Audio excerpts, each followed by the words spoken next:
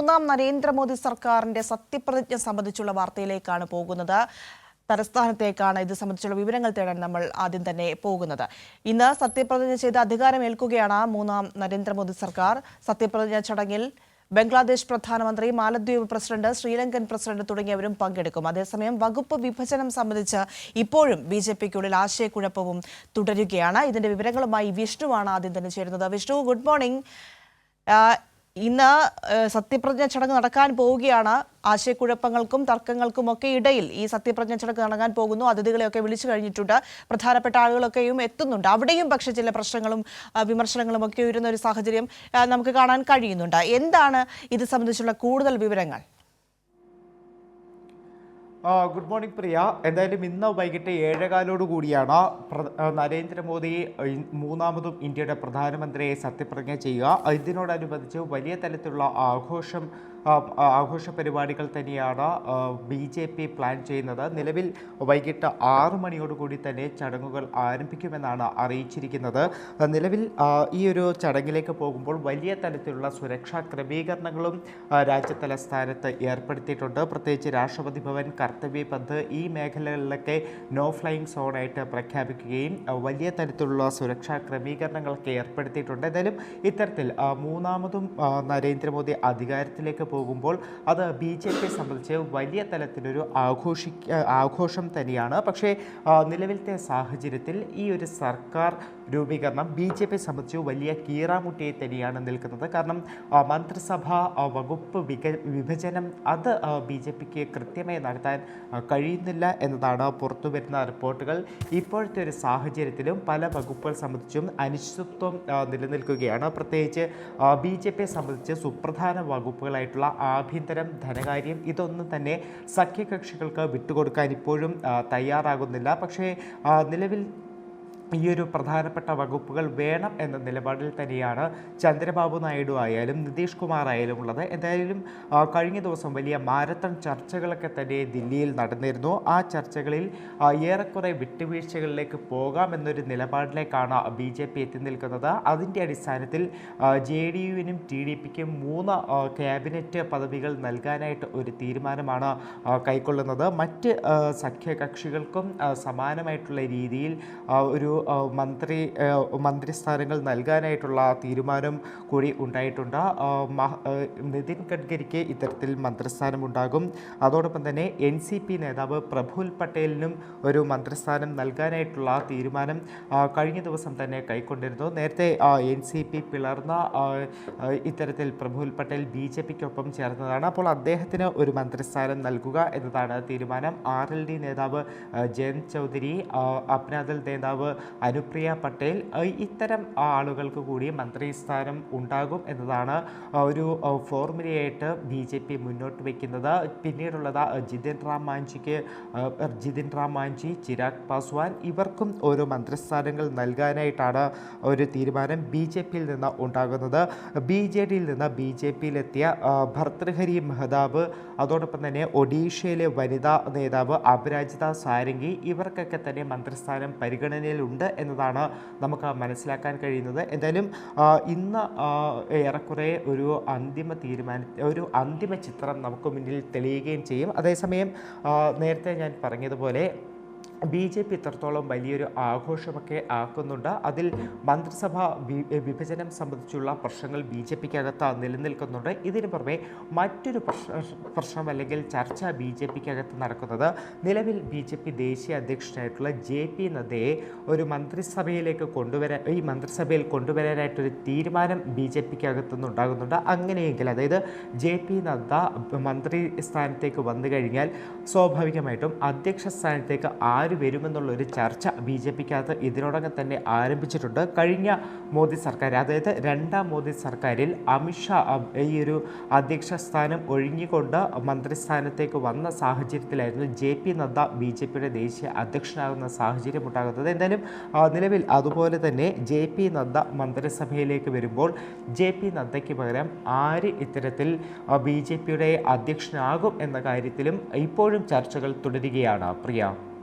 വിഷ്ണു, ഇവിടെ നമുക്കറിയാം കഴിഞ്ഞ 2 തവണത്തെ പോലെ അല്ല ഇന്ത്യയുടെ സ്ഥിതി. പ്രത്യേകിച്ച് പ്രധാനമന്ത്രി നരേന്ദ്രമോദി നേരത്തെ ആ ഒരു കഴിഞ്ഞ 2 തവണയും പ്രധാനമന്ത്രി സ്ഥാനത്തിരിക്കുമ്പോൾ അദ്ദേഹത്തിന് പല തീരുമാനങ്ങളും സ്വയം എടുക്കാൻ കഴിയുന്ന ഒരു സാഹചര്യം ഉണ്ടായിരുന്നു, അല്ലെങ്കിൽ മറ്റാരെയും വകവയ്ക്കാതെ മുൻപോട്ട് പോകേണ്ട ഒരു ധൈര്യത്തോടെ തന്നെ കാര്യങ്ങൾ ചെയ്യാൻ പറ്റുന്ന ഒരു സാഹചര്യം ഉണ്ടായിരുന്നു. പക്ഷേ ഇത്തവണ അങ്ങനല്ല. എല്ലാ രീതിയിലും മയപ്പെടുത്തി സഖ്യകക്ഷികളെയും ഇണക്കിക്കൊണ്ട് മാത്രമേ തീരുമാനങ്ങളിലേക്ക് ചെന്നെത്താൻ സാധിക്കുകയുള്ളൂ. ആ ഒരു പിരിമുറുക്കം അവർക്കുണ്ട്. അതിപ്പോൾ ഇന്ന് സത്യപ്രതിജ്ഞ നടക്കുമ്പോൾ പോലും ഈ പറഞ്ഞതുപോലെ മന്ത്രി സ്ഥാനം ആർക്ക് നൽകും, ആർക്കൊക്കെ വകുപ്പുകൾ വിഭജിച്ച് നൽകും എന്ന കാര്യത്തിലൊക്കെയും ഇപ്പോഴും തീരുമാനമാകാതെ നിൽക്കുന്ന ഒരു സാഹചര്യം അത് ചൂണ്ടിക്കാട്ടുന്നതും ഈ പ്രതിസന്ധിയും പ്രതികൂല കാലാവസ്ഥയും ഒക്കെ തന്നെയാണല്ലോ. പ്രിയ, തീർച്ചയായിട്ടും അത് തന്നെയാണ്. കാരണം കഴിഞ്ഞ 2 സഭകളിലും മോദി സർക്കാരിൻ്റെ കഴിഞ്ഞ 2 ടേമിലും നമുക്ക് കൃത്യമായി തന്നെ അറിയാം. കാരണം BJPക്ക് ഒരു മാൻഡേറ്റ് കൃത്യമായി തന്നെ ഉണ്ടായിരുന്നു. പക്ഷേ ഈ ഒരു 3ാം ടേമിലേക്ക് വരുമ്പോൾ BJPക്ക് കൃത്യമായിട്ടൊരു കേവല ഭൂരിപക്ഷം ലഭിക്കാതെ പോകുന്ന സാഹചര്യം. അതിൽ തന്നെ TDP, JDU, മറ്റ് പാർട്ടികൾ, ചിരാഗ് പാസ്വാന്റെ പാർട്ടി, പവൻ കല്യാൺ, ഇവരുടെയൊക്കെ പാർട്ടികളുമായി ഒരു സഖ്യത്തിൽ മാത്രമേ BJPക്ക് ഭരിക്കാൻ പറ്റൂ എന്നൊരു സാഹചര്യം തന്നെയാണ് നിലവിലുള്ളത്. അതുകൊണ്ട് തന്നെ ഒറ്റയ്ക്ക് ഒരു തീരുമാനത്തിലേക്ക് കടക്കാൻ കഴിഞ്ഞ തവണയൊക്കെ നമ്മൾ കണ്ടതുപോലെ ഒരു ഏകാധിപത്യ രീതിയിലുള്ള തീരുമാനങ്ങളിലേക്ക് കടക്കാൻ BJPക്ക് കഴിയാതെ പോകുന്ന ഒരു സാഹചര്യം തന്നെയായിരിക്കും ഇപ്പോഴുണ്ടാവുക. പ്രത്യേകിച്ച് പല വിഷയങ്ങളിലും നിതീഷ് കുമാർ ആയാലും ചന്ദ്രബാബു നായിഡു ആയാലും എടുക്കുന്ന പല തീരുമാനങ്ങളും BJPക്ക് അനുകൂലമായിട്ടുള്ള തീരുമാനങ്ങളല്ല എന്ന് തന്നെയാണ് ഏറ്റവും വലിയ പ്രശ്നം. അതോടൊപ്പം തന്നെ ആഭ്യന്തരമന്ത്രി സ്ഥാനത്തെക്കുറിച്ചും ചില പ്രശ്നങ്ങൾ ഇപ്പോഴും നിലനിൽക്കുന്നുണ്ട്. കാരണം ചന്ദ്രബാബു നായിഡു അല്ലെങ്കിൽ ഈ TDPക്ക് ആഭ്യന്തര വകുപ്പ് അമിത്ഷായ്ക്ക് നൽകുന്നതിൽ ഒരു വിയോജിപ്പ് ഇപ്പോഴും നിലനിൽക്കുന്നുണ്ട്. അമിത്ഷായ്ക്ക് ആഭ്യന്തര വകുപ്പ് നൽകരുത് എന്നൊരു നിലപാടാണ് TDP പലപ്പോഴും മുന്നോട്ട് വയ്ക്കുന്നത്. അപ്പോൾ ഇത്തരം വിഷയങ്ങളൊക്കെ തന്നെ BJPക്ക് വലിയൊരു തലവേദനയാണ്. ഇനി മുന്നോട്ട് സർക്കാർ രൂപീകരിച്ച് മുന്നോട്ട് പോകുന്ന സാഹചര്യത്തിലായാൽ പോലും BJP മുന്നോട്ട് വയ്ക്കുന്ന പല തീരുമാനങ്ങൾക്കും അവർക്ക് പുനഃപരിശോധിക്കേണ്ടി വരും. പ്രത്യേകിച്ച് നിലവിൽ തന്നെ അഗ്നിവീർ പദ്ധതി അടക്കം പിൻവലിക്കണമെന്നൊരാവശ്യം സഖ്യകക്ഷികൾ മുന്നോട്ട് വയ്ക്കുന്നു. ജാതി സെൻസസ് പാൻ ഇന്ത്യ ലെവലിൽ നടത്തണമെന്ന ആവശ്യം നിതീഷ് കുമാർ മുന്നോട്ട് വയ്ക്കുന്നു. നിതീഷ് കുമാർ തുടക്കം മുതൽ തന്നെ മുന്നോട്ട് വയ്ക്കുന്ന ഒരാവശ്യമാണ് ഈ ഒരു ജാതി സെൻസസ് നടത്തണമെന്നുള്ളത്. അപ്പോൾ ആ ഒരു ജാതി സെൻസസ് പാൻ ഇന്ത്യ ലെവലിൽ നടത്തണമെന്നൊരാവശ്യം നിതീഷ് കുമാറിൻ്റെ ഭാഗത്തുനിന്നുണ്ടാകുന്നു. ഇതിനോടൊക്കെ തന്നെ മുഖം തിരിക്കാൻ കഴിയാത്ത ഒരു സാഹചര്യം അല്ലെങ്കിൽ ആ ഒരു പ്രതിസന്ധിയിലൂടെ തന്നെയാണ് BJP ഇപ്പോൾ കടന്നു പോകുന്നത്. പ്രിയ, ശരി വിഷ്ണു, നമുക്കിനി കോൺഗ്രസിന്റെ കാര്യം എടുക്കുകയാണെങ്കിൽ അവിടെയും പ്രശ്നങ്ങൾ ഉണ്ട്. ഇപ്പോൾ രാഹുൽ ഗാന്ധി പ്രതിപക്ഷ നേതാവാകും എന്ന തീരുമാനത്തിലേക്ക് കാര്യങ്ങൾ എത്തിയിട്ടുണ്ട്. രാഹുൽ ഗാന്ധിയെ തെരഞ്ഞെടുത്തുകൊണ്ടുള്ള പ്രമേയം കോൺഗ്രസ് പ്രവർത്തക സമിതി പാസാക്കിയിരിക്കുന്നു. പാർലമെന്റിനകത്തും പുറത്തും പ്രതിപക്ഷ ഐക്യം ശക്തിപ്പെടുത്തി മുന്നോട്ട് പോകാനും പ്രവർത്തക സമിതി തീരുമാനിച്ചിട്ടുണ്ട്. കോൺഗ്രസിന്റെ നീക്കങ്ങളെ എങ്ങനെയാണ് നമ്മൾ മനസ്സിലാക്കേണ്ടത്? പ്രിയ, ഇന്നലെ ചേർന്ന കോൺഗ്രസിൻ്റെ പ്രവർത്തക സമിതി യോഗത്തിലാണ് രാഹുൽ ഗാന്ധിയെ പ്രതിപക്ഷ നേതാവാക്കാനായിട്ടുള്ള ഒരു പ്രമേയം പാസ്സാക്കിയത്. ആ ഒരു പ്രമേയം പാസ്സാക്കിയെങ്കിലും രാഹുൽ ഗാന്ധി തൻ്റെ അഭിപ്രായം ഇപ്പോഴും വ്യക്തമാക്കിയിട്ടില്ല എന്നതാണ് മനസ്സിലാക്കാൻ കഴിയുന്നത്. കഴിഞ്ഞ ദിവസം തന്നെ ഇത് സംബന്ധിച്ചുള്ള വലിയ ചർച്ചകൾ പാർട്ടിക്കകത്ത് നടന്നിരുന്നു. മല്ലികാർജുൻ ഖാർഗെ തന്നെ രാഹുൽ ഗാന്ധിയോട് ഇക്കാര്യം ആവശ്യപ്പെട്ടെങ്കിലും രാഹുൽ ഗാന്ധി ഒരു അഭിപ്രായം പറഞ്ഞിരിക്കുന്നത് അദ്ദേഹത്തിന് കുറച്ചുകൂടി സമയം വേണമെന്നൊരാവശ്യമാണ് രാഹുൽ ഗാന്ധി മുന്നോട്ട് വയ്ക്കുന്നത്. ആ ഒരു കുറച്ച് സമയം കൂടി കഴിഞ്ഞിട്ട് താൻ ഒരു തീരുമാനത്തിലേക്ക് എത്താമെന്നൊക്കെയുള്ള ഒരു നിലപാടാണ് രാഹുൽ ഗാന്ധി ഇപ്പോഴും മുന്നോട്ട് വയ്ക്കുന്നത്. പക്ഷേ കോൺഗ്രസിനെ സംബന്ധിച്ച് കഴിഞ്ഞ തവണ അധീർ രഞ്ജൻ ചൗധരിയായിരുന്നു ഒരു പ്രതിപക്ഷ കക്ഷി നേതാവായിട്ടിരുന്നത്. എന്നാൽ ഇത്തവണ അധീർ രഞ്ജൻ ചൗധരി യൂസഫ് പത്താനോട് പരാജയപ്പെട്ട ഒരു സാഹചര്യം കോൺഗ്രസിൻ്റെ മുന്നിലുണ്ട്. അപ്പോൾ പിന്നെ രാഹുൽ ഗാന്ധി എന്നൊരു പേരിലേക്ക് തന്നെയാണ് കോൺഗ്രസ് നേതൃത്വം, കോൺഗ്രസ് പ്രവർത്തകരൊക്കെ തന്നെ എത്തി നിൽക്കുന്നത്. രാഹുൽ ഗാന്ധി ഇത്തവണ കോൺഗ്രസിന് വേണ്ടി, രാഹുൽ ഗാന്ധിയാണ് കോൺഗ്രസിനെ ഇത്തവണ ഉയർത്തിക്കൊണ്ട് വന്നത് എന്നതടക്കമുള്ള കാര്യങ്ങളാണ് നേതാക്കൾ ചൂണ്ടിക്കാട്ടുന്നത്. അതോടൊപ്പം തന്നെ മറ്റൊരു പ്രധാനപ്പെട്ട കാര്യം വയനാട് സീറ്റ് സംബന്ധിച്ചാണ്. രാഹുൽ ഗാന്ധി വയനാട്ടിലും റായ്ബറേലിയിലും ജയിച്ചൊരു സാഹചര്യത്തിൽ വയനാട് സീറ്റ് ഒഴിയുക എന്നൊരു തീരുമാനത്തിലേക്കാണ് എത്തി നിൽക്കുന്നത്. പക്ഷേ ഇതിൽ KPCC നേതൃത്വത്തിനും അത്ര കണ്ട് യോജിപ്പ് യോജിപ്പില്ല. കാരണം KPCC നേതൃത്വം ഈ ഒരു വിഷയത്തിൽ കൈയൊഴിയുന്ന നിലപാട് തന്നെയാണ് സ്വീകരിച്ചിരിക്കുന്നത്. അവർക്ക് പ്രത്യേകിച്ച് ഒരു അഭിപ്രായമില്ല.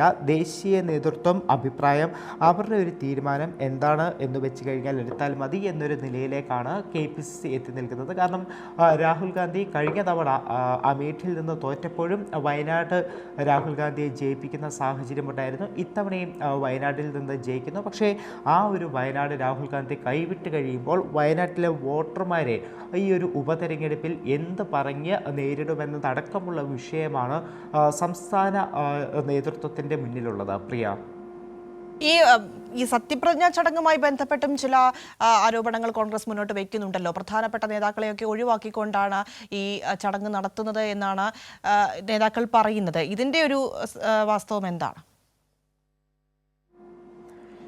പ്രിയ, കഴിഞ്ഞ ദിവസം മുതൽ തന്നെ അത്തരം ചില ആരോപണം അല്ലെങ്കിൽ വിമർശനം കൂടി ഉയർന്നു വരുന്നുണ്ട്. കാരണം ഇത്തവണ നരേന്ദ്രമോദി മൂന്നാമതും അധികാരത്തിലേക്ക് പോകുമ്പോൾ പല വിശിഷ്ട അതിഥികളെയും അതിലേക്ക് ക്ഷണിച്ചിട്ടുണ്ട്. ബംഗ്ലാദേശ് പ്രധാനമന്ത്രി, മാലിദ്വീപ് ഉൾപ്പെടെയുള്ള രാജ്യങ്ങളിലെ പ്രധാനമന്ത്രി, ഇവരെയൊക്കെ തന്നെ ഇത്തരത്തിൽ ഒരു സത്യപ്രതിജ്ഞാ ചടങ്ങിലേക്ക് ക്ഷണിക്കുന്ന സാഹചര്യമുണ്ടായിരുന്നു. ഇതിനു പുറമെ മറ്റ് NDAയുടെ സഖ്യകക്ഷികൾ അവരുടെ മുഖ്യമന്ത്രിമാരെയൊക്കെ തന്നെ ചടങ്ങിലേക്ക് ക്ഷണിക്കുന്നു. പക്ഷേ പല പ്രധാനപ്പെട്ട മുതിർന്ന നേതാക്കളെയും ചടങ്ങിലേക്ക് ക്ഷണിക്കുന്നില്ല എന്നതാണ് വലിയൊരു വിമർശനമായി ഉയർത്തിക്കാട്ടിയിരിക്കുന്നത്. പ്രത്യേകിച്ച് ഇന്ത്യ മുന്നണിയിലെ ഒരു കക്ഷികളെയും ഈ ഒരു ചടങ്ങിലേക്ക് വിളിച്ചിട്ടില്ല എന്നൊരു വിമർശനം ഇപ്പോൾ തന്നെ ഉയർന്നുണ്ട്. സാധാരണഗതിയിൽ ഇത്തരത്തിലൊരു സത്യപ്രതിജ്ഞാ ചടങ്ങിലേക്കൊക്കെ തന്നെ പോകുമ്പോൾ നമ്മൾ മുൻകാലങ്ങളിലും കണ്ടിട്ടുള്ളത് എല്ലാ സംസ്ഥാനങ്ങളിലെ മുഖ്യമന്ത്രിമാരെ അടക്കം ആ ചടങ്ങിലേക്ക് ഔദ്യോഗികമായി ക്ഷണിക്കുന്ന ഒരു സാഹചര്യം ഉണ്ടായിരുന്നു. അവർ പ്രതിപക്ഷ മുഖ്യമന്ത്രിമാരാണെങ്കിൽ ചടങ്ങിൽ സാധാരണ പങ്കെടുക്കാറില്ല. എന്നാൽ പോലും ഇവരെയൊക്കെ തന്നെ ചടങ്ങിലേക്ക് വിളിക്കുന്ന ഒരു സാഹചര്യം അല്ലെങ്കിൽ അത്തരമൊരു പതിവ് നമ്മൾ കണ്ടിരുന്നു. എന്നാൽ ഇത്തവണ അതിൽ നിന്നും വ്യത്യസ്തമായിട്ട് ഇന്ത്യ മുന്നണിയിലെ നേതാക്കളെ, ഈ പ്രധാനപ്പെട്ട നേതാക്കളെയൊന്നും ചടങ്ങിലേക്ക് ക്ഷണിച്ചിട്ടില്ല എന്നതാണ് ഒരു വിമർശനമായി ഉയർന്നു വരുന്നത്. അതിൽ കഴിഞ്ഞ ദിവസം തന്നെ മമതാ ബാനർജി, TMCയുടെ പാർലമെൻ്ററി പാർട്ടി യോഗത്തിന് ശേഷം മമതാ ബാനർജി പറഞ്ഞ ഒരു കാര്യം, ഇത്തരത്തിലൊരു ചടങ്ങിലേക്ക് താൻ പോകില്ല എന്നതാണ്.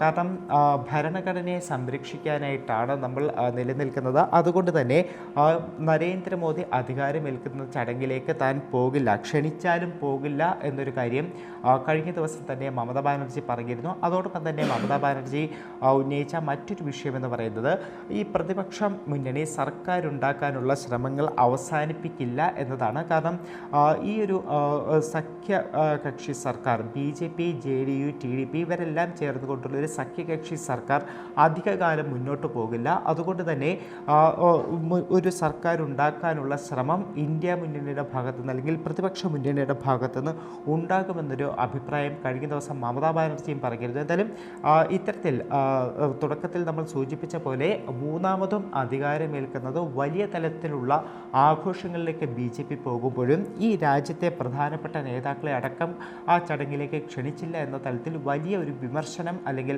ആരോപണം കൂടി ഉയർന്നു വരുന്നുണ്ട്. പ്രിയ, വിഷ്ണു, ഒരു കാര്യം കൂടി, ഇന്ന് ഒരു ദിവസത്തേക്ക് PB യോഗം CPM ചേരുകയാണല്ലോ ദില്ലിയിൽ. അതിൻ്റെ വിവരങ്ങൾ കൂടി വളരെ പെട്ടെന്നൊന്ന് പറയാം. പ്രിയ, തീർച്ചയായിട്ടും ഒരു ദിവസത്തെ CPI പോളിറ്റ് ബ്യൂറോ യോഗമാണ് ഇന്ന് ദില്ലിയിൽ ചേരുന്നത്. ഇതിൻ്റെ പ്രധാന അജണ്ട എന്ന് പറയുന്നത് തെരഞ്ഞെടുപ്പ് അവലോകനം തന്നെയാണ്. ലോക്സഭാ തെരഞ്ഞെടുപ്പ് ഏതൊക്കെ തലത്തിൽ വിലയിരുത്തപ്പെടുന്നു എന്നതിനെക്കുറിച്ചടക്കം ഇന്നത്തെ യോഗം ചർച്ച ചെയ്യും. പ്രത്യേകിച്ച് സംസ്ഥാനങ്ങളിലെ സാഹചര്യം അടക്കമാണ് ഇന്നത്തെ യോഗത്തിൽ വിലയിരുത്തുക. കേരളം, ബംഗാൾ ഉൾപ്പെടെ പാർട്ടി മത്സരിച്ച മണ്ഡലങ്ങൾ അല്ലെങ്കിൽ സംസ്ഥാനങ്ങൾ, ഇവിടുത്തെ ഒരു സാഹചര്യം ഇന്നത്തെ യോഗത്തിൽ വിലയിരുത്തും. നമുക്കറിയാം, കേരളത്തിൽ ഇത്തവണ BJPക്ക് ഒരു സീറ്റ് കിട്ടിയ സാഹചര്യമുണ്ട്. പാർട്ടിക്ക് ഒരു സീറ്റ് മാത്രമാണ് ഇത്തവണയും നേടാനായത്. അപ്പോൾ ആ ഒരു കാര്യങ്ങളൊക്കെ തന്നെ യോഗത്തിൽ ചർച്ചയാകും എന്നതാണ് മനസ്സിലാക്കാൻ കഴിയുന്നത്. ബംഗാളിലും സമാനമായിട്ടൊരു സാഹചര്യം തന്നെയായിരുന്നു ബംഗാളിലുണ്ടായിരുന്നത്. ബംഗാളിലും വലിയ തലത്തിൽ വിജയപ്രതീക്ഷയുള്ള പല സീറ്റുകൾ, മുർഷിദാബാദ് ഉൾപ്പെടെയുള്ള സീറ്റുകളുണ്ടായിരുന്നു. പക്ഷേ അവിടെയും ജയിക്കാൻ കഴിയാത്തൊരു സാഹചര്യം ഇത്തവണയും പാർട്ടിക്ക് നേരിടേണ്ടി വന്നു. നിലവിൽ ഈ കാര്യങ്ങളൊക്കെ തന്നെ വിലയിരുത്തും എന്നതാണ് നമുക്ക് മനസ്സിലാക്കാൻ കഴിയുന്നത്. ഇതിനു പുറമെ ഈ മാസം അവസാനം, അതായത് 28, 29, 30 തീയതികളിൽ കേന്ദ്ര CPIഎമ്മിൻ്റെ കേന്ദ്ര കമ്മിറ്റി യോഗം ചേരുന്നുണ്ട്. ആ യോഗത്തിൽ അവതരിപ്പിക്കാനുള്ള ഈ തെരഞ്ഞെടുപ്പ് അവലോകന റിപ്പോർട്ട് സംബന്ധിച്ച് ഉള്ള കാര്യങ്ങളും ചർച്ചയാകും, അല്ലെങ്കിൽ അത് തയ്യാറാക്കുന്ന സംബന്ധിച്ചുള്ള കാര്യങ്ങൾ ചർച്ചയാകും എന്നതാണ് നമുക്ക് മനസ്സിലാക്കാൻ കഴിയുന്നത്. എന്തായാലും മുഖ്യമന്ത്രി പിണറായി വിജയനും അതോടൊപ്പം തന്നെ സംസ്ഥാന സെക്രട്ടറി ഗോവിന്ദ മാഷ് ഇന്നലെ വൈകിട്ടോടുകൂടി തന്നെ ദില്ലിയിൽ എത്തിച്ചേർന്നിരുന്നു. ഇന്ന് ഒരു ദിവസത്തെ പോളിറ്റ് ബ്യൂറോ യോഗം കഴിഞ്ഞ് ഇവരെ കേരളത്തിലേക്ക് തിരിച്ച് മടങ്ങുകയും ചെയ്യും. പ്രിയ. ശരി വിഷ്ണു, എന്തായാലും പ്രധാനപ്പെട്ട വിഷയങ്ങൾ സംബന്ധിച്ച് സമഗ്രമായ വിവരങ്ങളാണ് വിഷ്ണു ദില്ലിയിൽ നിന്നും രാവിലെ തന്നെ ആദ്യം നമുക്ക് ഗുഡ് മോർണിംഗ് കേരളത്തിലായി നൽകിയിരിക്കുന്നത്. പ്രധാനമായും ഇന്ന് നടക്കുന്ന സത്യപ്രതിജ്ഞ ചടങ്ങ്, മൂന്നാം മോദി സർക്കാരിൻ്റെ സത്യപ്രതിജ്ഞ ചടങ്ങ് വൈകിട്ട് നടക്കുകയാണ്. അത് സംബന്ധിച്ചുള്ള വാർത്തകൾ, കോൺഗ്രസ് യോഗം സംബന്ധിച്ചും ഒപ്പം CPM PBയുടെ കാര്യത്തിനെക്കുറിച്ചുമുള്ള വിവരങ്ങളാണ് വിഷ്ണു നൽകിയത്.